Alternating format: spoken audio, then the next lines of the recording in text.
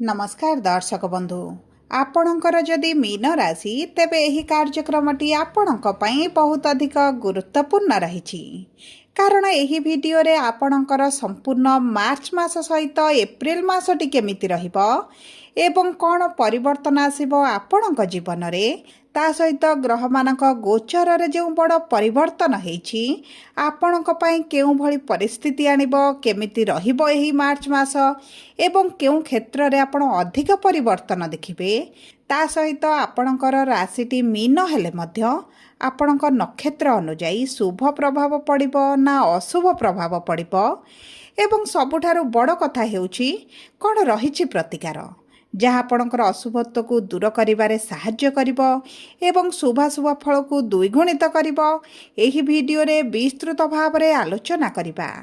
देखंतु एही मार्च मासर राशिफलटी पूर्व मास गुड़िक परि सामान्य राशिफल नुहे कारण एही मार्च मासरे घटुची बड़ बड़ परिवर्तन एवं आपणक फेब्रुआरी मासरू आपणकर जो तीनोटी दोष लागिथिला पापकृति दोष ग्रहण दोष एवं अंगारक दोष एही तीनोटी दोष एही मार्च मासरे आपणकर शेष हेबा पाई जाउची जो कारणरू आपणकर बहुत गुड़िए मनस्कामना मनोवांछा पूरण हेबा पाई जाउची। तेबे आसंतु केउ मनस्कामना गुड़िक पूरण हेबो एवं केबे पूरण हेबो ता सहित आपणकर जदि किछि अशुभत्व रहिछि केमिति दूर करिबा एही वीडियो रे आगको आलोचना करिबा। किंतु वीडियोटी आरंभ करिबा पूर्वरु जदि आपणकर भी मीन राशि होइथाए एवं आपण भी ईश्वर को आंतरिक भक्ति एवं विश्वास करंती तेबे वीडियोटी को लाइक करंतु कमेंट बॉक्स रे जय जगन्नाथ जय माँ लक्ष्मी अवश्य लिखि दियंतु ता सहित आम सह जोगाजोग करिबा पई वीडियोर मध्य भागरे एक व्हाट्सएप नंबर टी दिया जाइछि जो नंबर साहाय्य आपण आम सह जोगाजोग करी निजर नूतन कुंडली प्रस्तुत करि परिबे कुंडली विश्लेषण कराई परिबे किंबा आपणकर चाकरी विवाह व्यवसाय प्रेम संपर्क शिक्षा स्वास्थ्य को नहीं किछि समस्या रहिछि ताहार सहजरे एवं स्वल्प मूल्य रे समाधान करि परिबे सेतिपई आपण आम सह वीडियोर शेष पर्यंत जोड़ी होई रुहंतु एवं व्हाट्सएप नंबर माध्यम रे आम सह जोगाजोग करी खूब कम मूल्य रे आपणक समस्यार समाधान करंतु। एबे आसंतु कार्यक्रमटी को आग को बढ़ाइबा एवं जो तीनोटी दोष आपणकर लागिथिला एवं सेतिपई आपणकर जो समस्या गुड़िक बढ़ी जाइथिला आपणकर स्वास्थ्य रे समस्या आर्थिक परिस्थिति बिगिड़ी जाइथिला अर्थर समस्या को नहीं परिवार मध्य असंतोष बढ़ी जाइछि एवं विद्यार्थी माने तो शिक्षा क्षेत्र में बहुत अधिक समस्या देखुचंती एवं ता सहित आपण नूतन चाकरी पई चेष्टा करी विफलता देखुचंती कर्म क्षेत्र में समस्या रही दुश्चिंता रही शत्रु बढ़ी जाइछंती एवं विशेष भाव में आपणक वैवाहिक जीवन हेउ किंबा आपणक प्रेम संपर्क हेउ छोट कथा को नहीं मनमालिन मतभेद सह दूरता मध्य बढ़ी जाइछि एवं सबुर कारण द्वारा आपणक मानसिक स्थिति सहित आपणक शारीरिक स्वास्थ्य मध्य पीड़ित रही तेबे एही सबु तीनोटी दोष जेहेतु एही मार्च मासरे आपणकर शेष होइजिबो एही सबु समस्या रु आपण बाहर को आसीबा पई जाउछंती तेबे आसंतु जानिबा नक्षत्र अनुଯାୟୀ आपणकर केउ क्षेत्र रे केउ समय रे केबे आपण बाहरिबा पई जाउछंती तेबे देखंतु मीन राशि रो तीनोटी नक्षत्र रहिछि किंतु सर्वपरे जानंतु आपणकर शनिकर 7.5 चलिछि एवं 7.5 रो द्वितीय चरणटी बहुत अधिक कष्टदायक पीड़ादायक समस्यादायक रही थाए एवं एही समय जेहेतु आपणकर द्वितीय चरण चलिछि आपणको निश्चित भाव में किछि ना किछि तो उपाय करिवार आवश्यकता रही जहाँ आपणकर पीड़ा कष्ट को दूर करिवो। तेबे देखंतु मीन राशि प्रथम नक्षत्र हेउछि पूर्व भाद्रपद मीन राशि बा 25/12 मीन राशि आपणकर नक्षत्राधिपति हेउछंती देवगुरु बृहस्पति आपणकर रस्याधिपति मध्य देवगुरु बृहस्पति तेबे देखंतु एही मार्च मास 3 तारिख दिन षष्ठ भाव में ग्रहण लागिछि एवं शुक्र आपणकर धनर भाव को गति करिवे एवं आपणकर नक्षत्राधिपति देवगुरु बृहस्पति एही मार्च मासरे बकरीरु हेउछंती मार्गी जो कारणरू आपणक जीवन रे आसीबो शुभ ସ୍ୱଭାବ ପରିବର୍ତ୍ତନ ଏବଂ ଗୁରୁ ବିରାଜମାନ କରିଛନ୍ତି ଆପଣଙ୍କର ଚତୁର୍ଥ ଭାବରେ ଭୋଗ ବିଳାସ ସୁଖ ସୁବିଧାର ଭାବରେ। ଆପଣଙ୍କର ଯଦି କିଛିଟା ପୈତୃକ ସମ୍ପତ୍ତିକୁ ନେଇ ସମସ୍ୟା ଚାଲିଛି ତେବେ ଆପଣ ସେଥିରେ ସମାଧାନ ଦେଖିବେ ଏବଂ ସେହି ସମସ୍ୟା ଆପଣଙ୍କର ଦୂର ହୋଇଯିବ। ଆପଣଙ୍କ ପ୍ରାପ୍ୟ ଆପଣଙ୍କୁ ମିଳିବ କିମ୍ବା ଆପଣ ନୂତନ ଜାଗା ନୂତନ ଘର ଗାଡ଼ି ଜମି କିଛି କ୍ରୟ କରିବା ପାଇଁ ଚାହୁଁଛନ୍ତି ତେବେ ଅତି ଉତ୍ତମ ସମୟ ରହିଛି। ଆପଣଙ୍କୁ ବହୁତ ଅଧିକ ଶୁଭ ଫଳ ପ୍ରାପ୍ତି ହେବ ଏବଂ ଯଦି କିଛି ଅଭିଳାଷ ରହିଥିଲା ଏହିସବୁ ଜିନିଷ କିଣିବା ପାଇଁ ତାହା ମଧ୍ୟ ଆପଣଙ୍କର ପୂରଣ ହୋଇଯିବ। ବହୁତ ଗୁଡ଼ିଏ ସୁଯୋଗ ମଧ୍ୟ ଆପଣଙ୍କୁ ପ୍ରାପ୍ତ ହେବ। ଗୁରୁଙ୍କର ସପ୍ତମ ମାର୍ଗୀ ଦୃଷ୍ଟି ଉଚ୍ଚ ଦୃଷ୍ଟି ଆପଣଙ୍କର କର୍ମକ୍ଷେତ୍ର ଉପରେ ରହିବ। ଯେଉଁ କାରଣରୁ ଆପଣ ଯଦି ଚାକିରିର ସନ୍ଧାନରେ ରହିଛନ୍ତି ତେବେ ଆପଣଙ୍କୁ ଚାକିରି ପ୍ରାପ୍ତ ହେବ।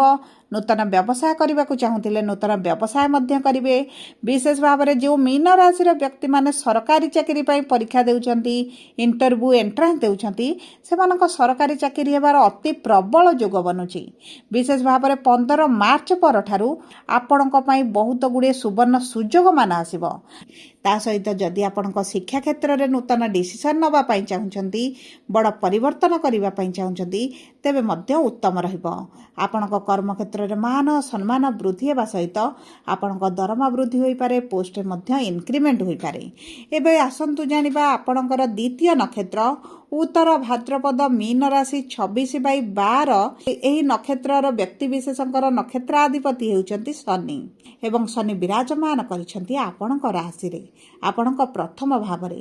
ଯେଉଁ କାରଣରୁ ଆପଣଙ୍କର ସ୍ୱାସ୍ଥ୍ୟରେ ସମସ୍ୟାଟି ବଢ଼ିଯାଇଛି। ଆପଣଙ୍କର ମୁଣ୍ଡ ବ୍ୟଥା ଆଣ୍ଠୁ ଗଣ୍ଠି ଅଣ୍ଟାରେ ଯନ୍ତ୍ରଣା ସହିତ ଆପଣଙ୍କର ପୁରୁଣା ସ୍ୱାସ୍ଥ୍ୟ କିଛି ସମସ୍ୟା ବାହାରିବା ସହିତ ଆପଣଙ୍କର ପେଟରେ ସମସ୍ୟା ମଧ୍ୟ ଦେଖାଯାଉଛି। ଗ୍ୟାସ୍ ଡାଇଜେସନରେ ସମସ୍ୟା ମଧ୍ୟ ବଢ଼ିଯାଇଛି। ତେବେ ଏହିସବୁ ସମସ୍ୟା ଗୁଡ଼ିକ ଆପଣଙ୍କର ଦୂର ହେବ କାରଣ ଗୁରୁଙ୍କର ନବମ ଦୃଷ୍ଟି ଆପଣଙ୍କର ଦ୍ୱାଦଶ ଭାବରେ ରହିବାରୁ ଆପଣଙ୍କର ଯେଉଁ ମେଡ଼ିକାଲରେ ଆପଣଙ୍କ ଔଷଧରେ ଖର୍ଚ୍ଚ ହେଉଛି ସେହି ଖର୍ଚ୍ଚ ଗୁଡ଼ିକ ଆପଣଙ୍କର ରହିଯିବ। ଯେଉଁ କାରଣରୁ ଆପଣଙ୍କ ସ୍ୱାସ୍ଥ୍ୟରେ ଇମ୍ପ୍ରୁଭ୍ ହେବ ଏବଂ ସୂର୍ଯ୍ୟ ଯେତେବେଳେ ଆପଣଙ୍କ ରାଶିକୁ ଗୋଚର କରିବେ ରୋଗ ପ୍ରତିରୋଧକ ଶକ୍ତିରେ ବୃଦ୍ଧି ଘଟିବ। ଆପଣଙ୍କର ସ୍ୱାସ୍ଥ୍ୟରେ ଆପଣ ନିଶ୍ଚିତ ଭାବରେ ଉପଶମ ଅନୁଭବ କରିବେ। ତା ସହିତ ଶନିଙ୍କର ସପ୍ତମ ଦୃଷ୍ଟି ଯେହେତୁ ବିବାହର ଭାବରେ ରହୁଥିଲା ଆପଣଙ୍କ ବିବାହରେ ସମସ୍ୟା ବିବାହରେ ବିଳମ୍ବ ଏବଂ ବୈବାହିକ ସମ୍ପର୍କରେ ଛାଡ଼ପତ୍ର ଭଳି ପରିସ୍ଥିତି ଯଦି ଆସିଛି ଦୂରତା ବଢ଼ିଯାଇଛି ପତି ପତ୍ନୀ ଅଲଗା ରହୁଛନ୍ତି ତେବେ ଏହିସବୁ ବିପରୀତ ପରିସ୍ଥିତିରୁ ଆପଣ ବାହାରିବା ପାଇଁ ଯାଉଛନ୍ତି। ଆପଣଙ୍କର ବିବାହ ଠିକ୍ ହୋଇପାରେ ବିବାହ ମଧ୍ୟ ହୋଇପାରେ କିମ୍ବା ଆପଣଙ୍କ ବୈବାହିକ ସମ୍ପର୍କରେ ଆପଣ ନିକଟତରତା ଦେଖିବେ ବୁଝାମଣା ବଢ଼ିବ ଉଭୟ ଏକତ୍ର ମଧ୍ୟ ହୋଇପାରନ୍ତି।